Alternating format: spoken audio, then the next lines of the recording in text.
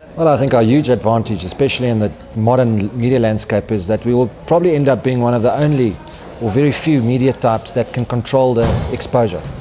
So on TV, radio, social media, you've got so many choices, and those choices will just exponentially grow.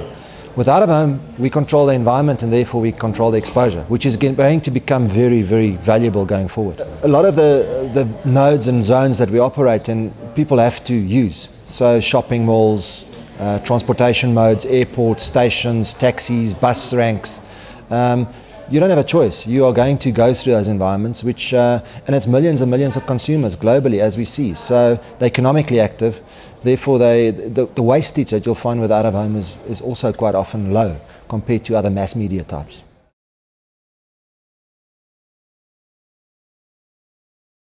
I think if you look at Africa specifically, I think by 2030 we will be the next fastest growing urbanizing continent. After China's finished, India's in the process, and we're next. So with that comes huge infrastructure development, and transportation becomes a big issue as these metropolitan areas grow and expand dramatically.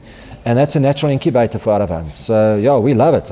It's going to be a question of, how do we keep up with both the investment and then just keeping our media types modern.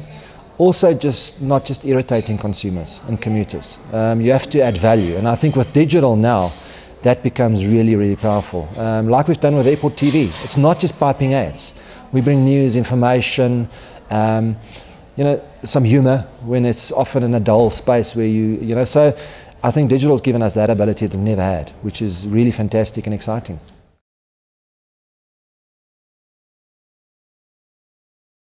Well, what we're seeing there is, people are mobile. People are spending more time, funny enough, outside their homes than ever before. And people are obviously on mobile phones the whole time. I mean, you don't have to preach to anybody about the rapid growth, and that trend is going to just continue. So we are in the environments that they are moving around in. So at the end, it's about consumer touch points. So how often can we remind you of the campaign that's running on your mobile phone? And how can we entice you and incentivize you to create a link between what's on your mobile phone and what you're seeing in your environment in a fun and exciting way?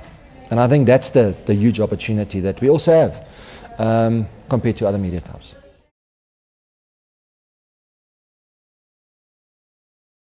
We need to educate people. We also need to push the creative envelope with brands and create case studies. And then the last piece of it, which is fundamental, is create research that are currency-based. More and more of our media agencies are saying to us, guys, we'd love to do it, but we're losing GRPs off the schedule. And we are getting judged globally. Our buying efforts are getting judged on numbers, not on what sounds good or what was a clever creative idea.